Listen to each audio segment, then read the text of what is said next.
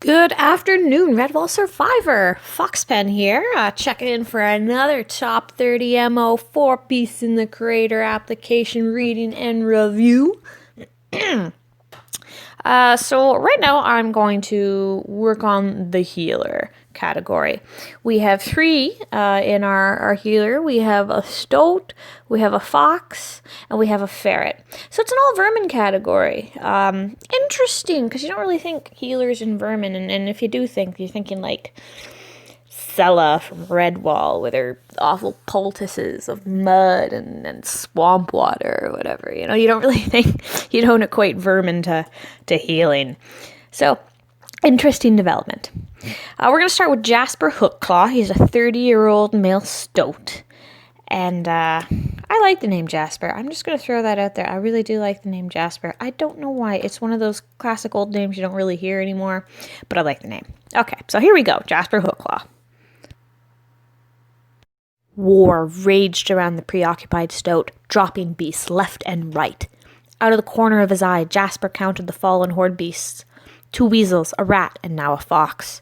He hurriedly tied a strip of cloth around the bloody leg of a battle-shocked ferret, then moved to one of the weasels. It was Balgar, a close acquaintance. Jasper's paws moved automatically, searching for indications of injury. A telltale black ooze betrayed a gut wound, and the stoat stopped. "Can you fix me, mate?" Balgar's voice rasped. Jasper shook his head. "I'm sorry." He slipped the weasel's dirk from its teeth and wrapped the horde beast's paw firmly around the hilt, leaning close. "End it quick."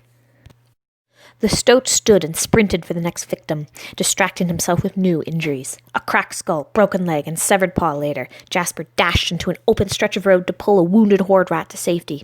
Arrows peppered the mud around them until they reached a small copse of trees. Jasper propped the rat up against the trunk of an ash, feeling at the rodent's body, dispensing minor wounds until he found a broken shaft protruding from the left thigh. He cursed. "Is it bad?" The rat grimaced. Could be worse." Jasper shrugged. "I just hate arrows." He continued to speak more to himself than the rat. "Best to push him all the way through most times, except when the bone's blocking the way. Then there's little choice but to pull the thing out." Jasper grabbed the cracked shaft and gave it a wiggle. The rat yelped, but the arrow held firm, its tip embedded deep in the femur. The medic glanced up as a trio of horde beasts ran past. "Uh-oh, front line's pulling back."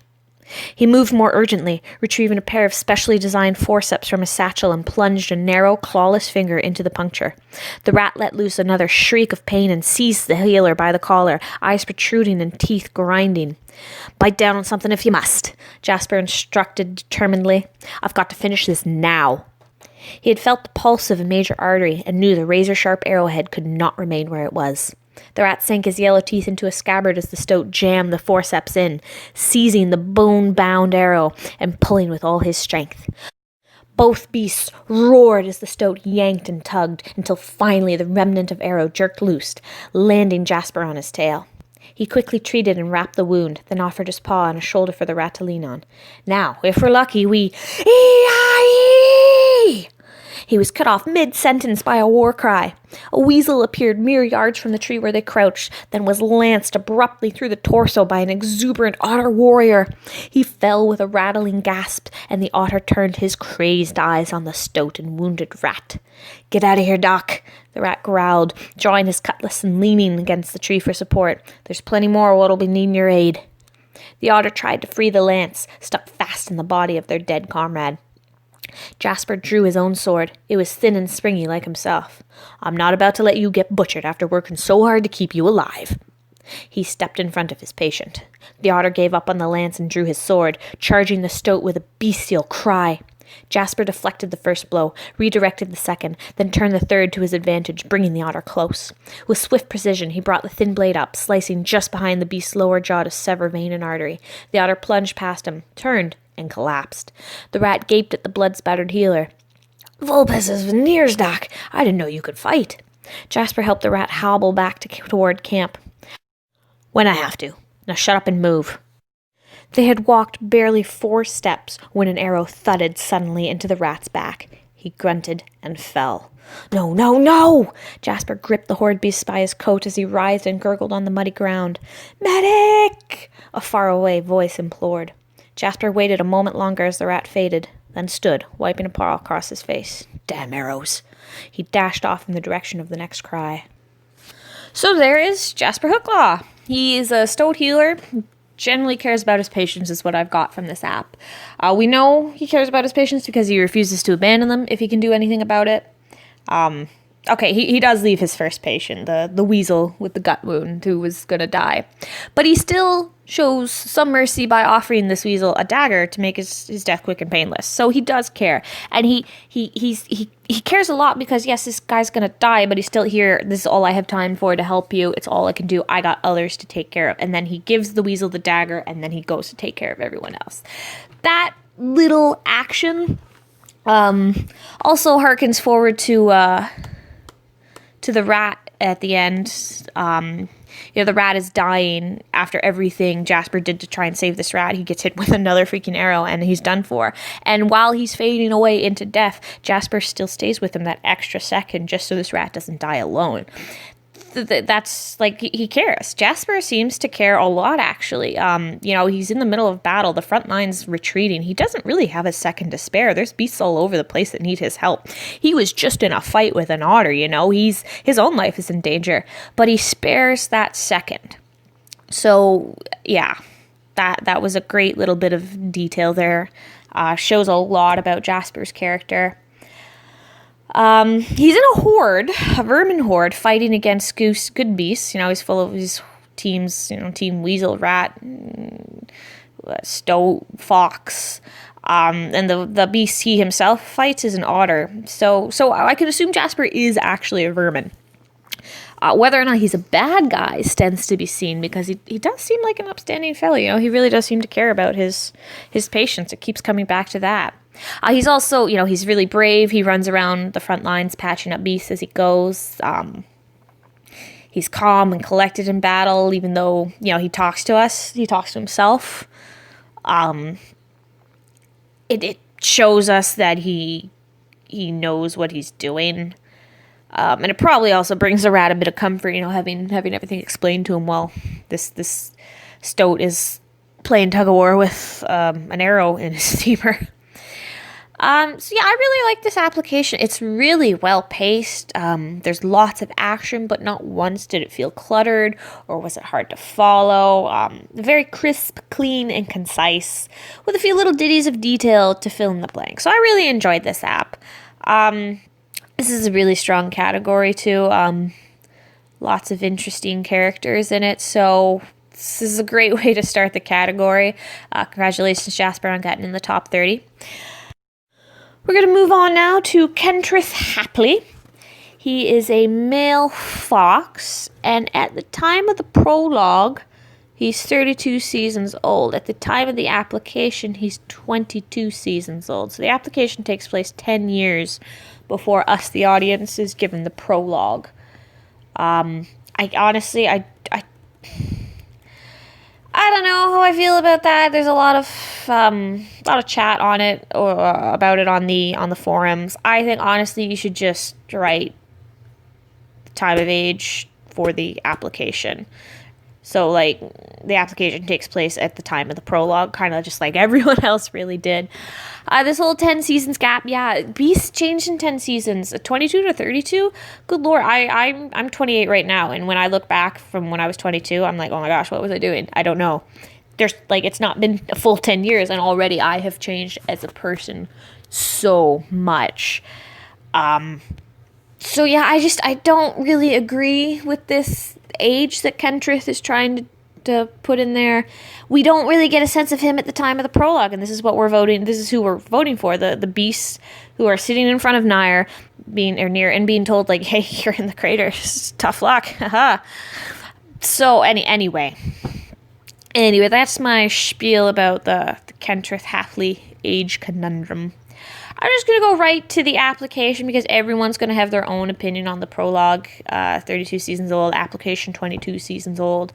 Everyone's going to feel different about that. I'm just here to read, I'm just here to read and give my opinion. I don't want to hurt nobody. Anywho, so yeah, here we go. Kentrith Hapley. Ken reared back as arterial spray hit him square in the eyes. He quickly wiped his eyes clear, baring his fangs in a silent growl, bending back over the gash in the leg before him. "Where's that thread?" he barked, pulling the needle that had been sterilizing in the fire. He hoped to sew the nick in the small blood vessel before the hair bled to death, but his helper seemed slower than usual. The black-tipped ear twitched in irritation. This was what came of working here. His assistants never lasted very long. Then he would have to train the new ones all over again. Take this one, for example. The timid mouse crept up to him, shoving the newly made strands at him. He glared at her. How by hellgates had she survived 2 seasons in this place? Taking the flax thread, he deftly threaded the needle, and instructing a burly hedgehog to hold the writhing hair still, he began to sew. He cursed as the poorly made thread snapped, forcing him to tie it again. "'Twould be stronger if you used hair," came a dry voice from behind him. Ken didn't need to turn to see who watched his battle to save the broken fighting beast before him. "Are you volunteering your own coat, Nire?" Ken bit out, working to keep his paws steady as he closed the gushing artery, then began on the muscle around it. The hair might limp evermore, but he would keep the leg. Maybe. The Lord of the Crater was silent as Ken stitched up the leg, slathered it with his green poultice, then turned to a stoat that had been shot between the ribs. Ken was fairly certain that they hadn't bothered to dig the crossbow bolt out. He pulled out his leather case and extracted his special knife, one of his own design. The sharp blade widened the wound enough to where his sharp eyes could pick out the sliver of wood, and he used his special pincers to slide the foreign object out. Once it was safe in the waiting bowl, he used more of the inferior suture material to sew the stoat back up, and more poultice to draw out any poison. "I was thinking your tail would provide adequate material," Nire finally replied, his slit-pupilled eyes studying the young fox. Glancing down at the instruments that Ken was hurriedly cleaning before another beast was dropped before him, he purred, "I was also thinking that your skill with a knife would be fascinating to watch in the ring." Ken froze with the blade of his knife submerged in boiling water. He lifted his head to stare at Nire, afraid that he was serious. At last, voice forcefully steady, Ken replied, "You can either have a healer or a fighter. Not both. I go into the ring, and I refuse to patch up those I slice open myself." "You slice that one open," the lynx pointed out, jerking his chin toward the unconscious stoat. Ken took a wet cloth, causing the mouse assistant to squeak as she snapped it out of her paws, and wiped off his paws and muzzle. "Kentrith," Nire said suddenly, his voice vicious. "You have been here for 2 seasons, and not once have you stepped in the ring. You spend your time sewing up fallen champions in an effort to give them one last glory day. A wasteful gesture, I warrant." He rubbed his whiskers thoughtfully. "I might change the rules, so that there are no fallen champions. Only those who win earn the right to healing." Ken slowly straightened, trying to swallow the lump in his throat. "And those who lose?" The lynx leered evilly. "They will never need a healer again." He raised one brow at him. "Then what will you do?" Ken watched the retreating figure, the bloody room around him fading away in a mist of red rage. He knew what Nire wanted him to do, was going to force him to do. Anything for a show, Ken thought bitterly. Would he ever return to the days of his youth? Well, he remembered watching his mother at work, her paws tending to wounded beasts, the entire process seeming like magic to him. He stared at the gleaming instruments in his paws. Perhaps it was time to join the fight. Perhaps that was indeed the only way out of here, besides death. So there you have Kentress Hapley. So, the ending of the app when Nire seems a lot more evil than he does in the prologue here. Well, it was 10 years ago, maybe. He's changed. Nire's basically giving him an ultimatum, an inferred ultimatum. Either you fight, or I change the rules, and you are out of a job and forced to fight. Har, har, har. Meow. So, I don't know. Will he have been fighting for the last 10 years, or will he have somehow convinced Nire to not make him fight and to keep letting him heal beasts? He seems, it's just like Jasper, he does seem to care. He's doing his damnedest to help save this hare's leg or the stoat, and he's been giving, he's very good at what he does, but he's also very impatient. He's snapping at this mouse maid who's been there 2 seasons trying to help him. We don't know how he treats that burly hedgehog that holds the hair down, but we can only assume not very well, probably. And this is an interesting application that it proposes culture for the crater. Perhaps good beasts are delegated to assistant roles here, like the mousemaid or the hedgehog, and perhaps only vermin are given jobs of prestige, like the house doctor. Who knows? Something that the contestants who get in could discuss if they want to give the crater a little more culture than just slash and hack. So yeah, Ken also, he admires his mother, and that's why he became a healer, because his mom was a healer of some kind, which, that's great. A lot of people follow in their parents' footsteps. It's very realistic, especially for a medieval-esque type story.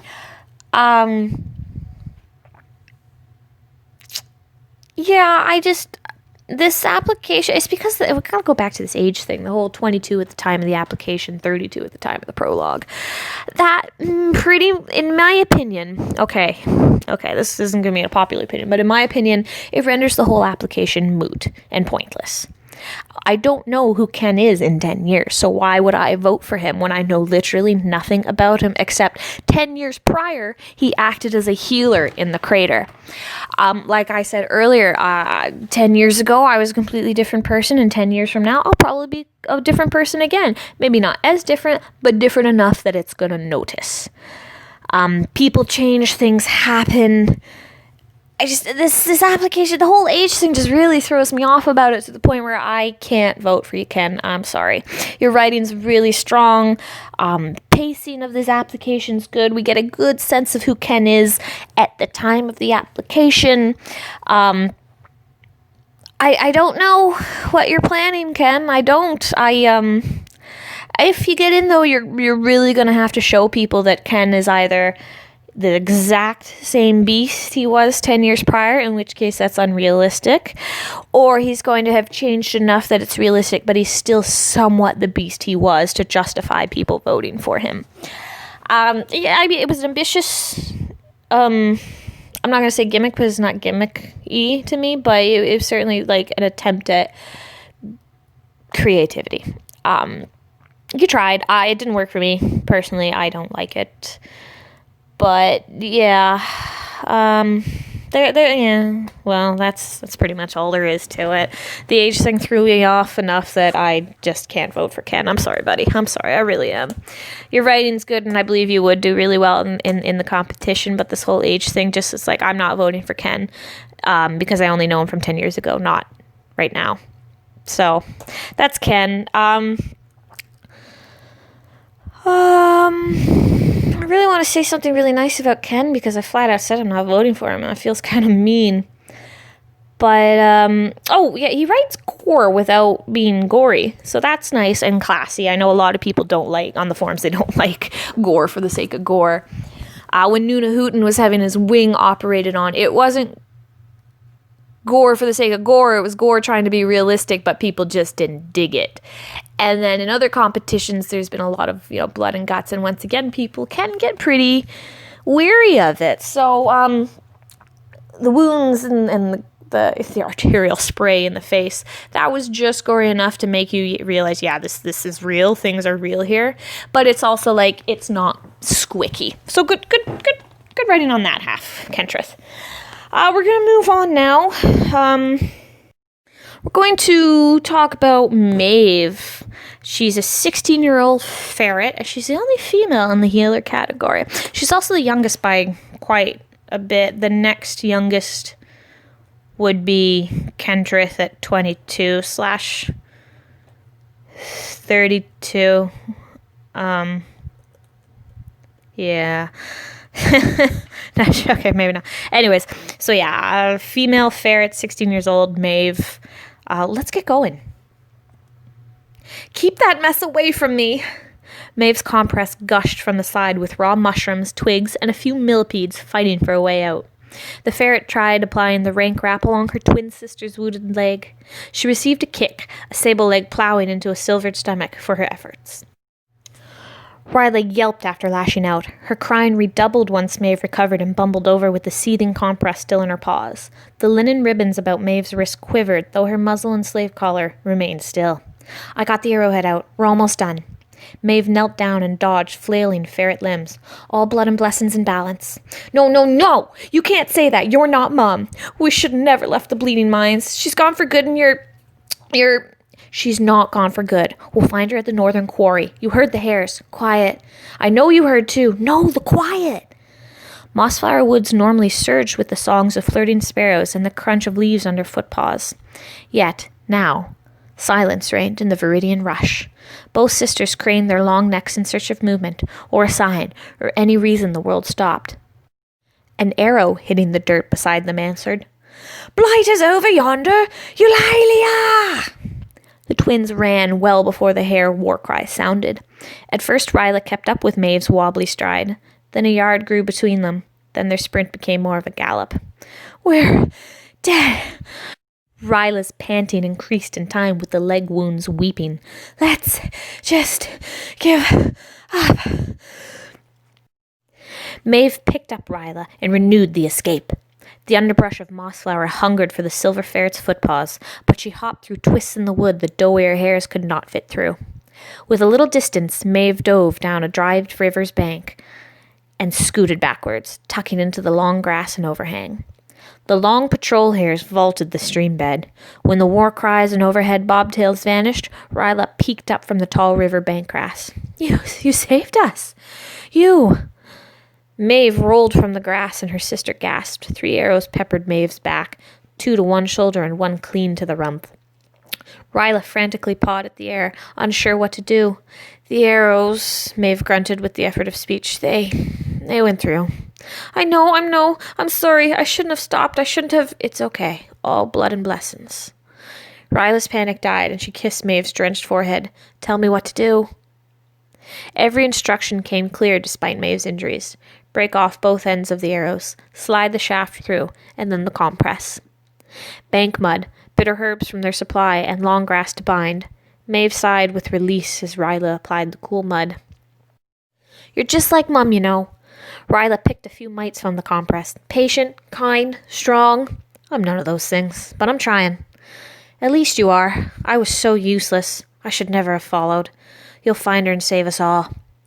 Ryla pawed at the iron-sealed slave collar around her throat. No, Ryla, Maeve sniffed and stood. I'm nothing special. We'll find Mum and she'll know how to free the whole family. The moment they climbed the bank, they found the long patrol hares had snuck up on them in complete silence. The leader, a befeathered jack with hose too bright and high for a soldier, stepped forward with a scoff. Real touching, gals. Blubber of the highest order, eh, what? The soldiers all sniggered. Right bit of sport, but the foot is a game, and the game is a foot. Back to the mines with both of you. Iron Ryla's and chisel itself, don't you know? Maeve backed up toward the bank's edge, where they could hop down and renew the chase. She tugged at Ryla's tunic to pull her back with. Ryla picked up hefty stick and held it like a sword. Run, Maeve. Ryla swung at the air before the hares, and the whole lot laughed a riot as they drew their weapons. Find her! Maeve reached for her sister, but Ryla pushed her away and turned to smack a hare soldier on the arm. The hare circled Sable Ryla and forgot about Silver Maeve entirely. She spotted another stick on the ground, and a particularly large rock fit for bashing a hare's skull. Instead, as one screamed and swung, the other chose balance and ran north. So there is Maeve. I had to read this application a few times to actually understand what was going on. There's a few reviews on the forums. People have been saying that Maeve is a bit overpowered, and I concur. But I don't think that's intentional. I think it's just the choppy writing that makes things kind of seem a little unrealistic. Maeve carries her sister, even though she gets hit with some arrows. Her sister actually kicks her too in the gut, which probably hurt. Something about Maeve's wobbly gait too. I'm not sure what that's about. It seems to me that Maeve shouldn't be able to run fast with a wobbly gait and that Ryla should have overtaken her. I'm not sure. The application itself is a wee bit confusing with the action. I'm not entirely sure what's going on at all times. This is why I had to reread it a few times. Let's see. There was also something the hare said at the end. Iron Ryla's and chisel itself, don't you know? I don't know what that means. Was that a typo? Also at the very end, Ryla rather is like, she picks up a stick and tries to swing it at the hares. Whereas before, though, she was like on the ground writhing in pain as Maeve, gave her this awful but accurate medieval poultice with freaking millipedes. Ew. Ryla's like crying and kicking and flailing, and she got hit with an arrow too, and they're both been arrowed and they're fighting. That's not realistic. You get hit with an arrow, that hurts like hell. I've fortunately never been hit with an arrow, but I have stabbed myself before, and I've had run-ins with saw blades that were a little close, and I've seen accidents happen. I've seen people fall in the forest and accidentally impale themselves.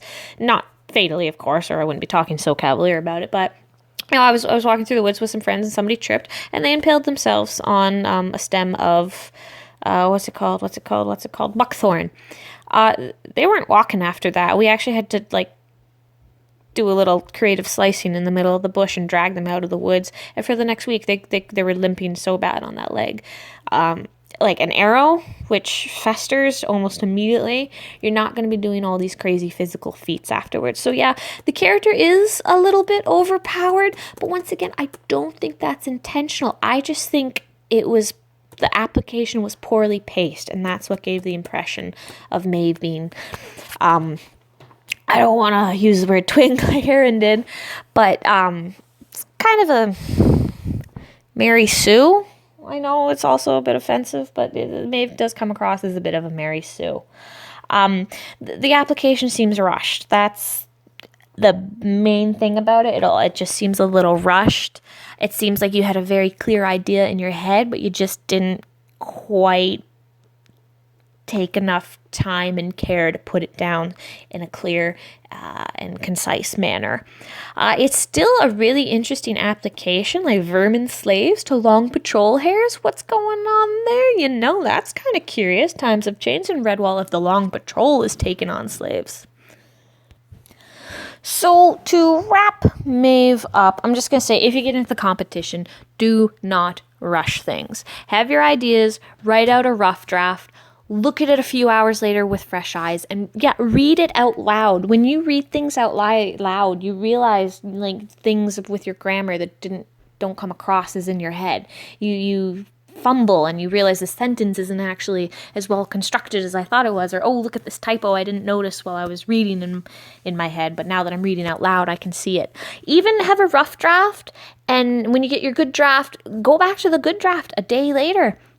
After all the other contestants have looked it over and given it the stamp of approval, go look it over and read it again to make sure that it's the exact idea and imagery that you're trying to implement. So, congratulations, Maeve. Congratulations, Jasper. Congratulations, Kentrith, on getting into the top 3 for the healer, the top 30 for the contest. And good luck to everyone. This is a strong category. A lot of ideas going around here. Lots of creativity. This is going to be a really tough category for me to vote. I don't know. And every time I look over the applications too, I always see something new that I didn't see before. So it's going to be a hard one, but I can't wait to see any of these characters in the story. So my next category I think that I'll be doing for the Beast and the Crater will be the Thief.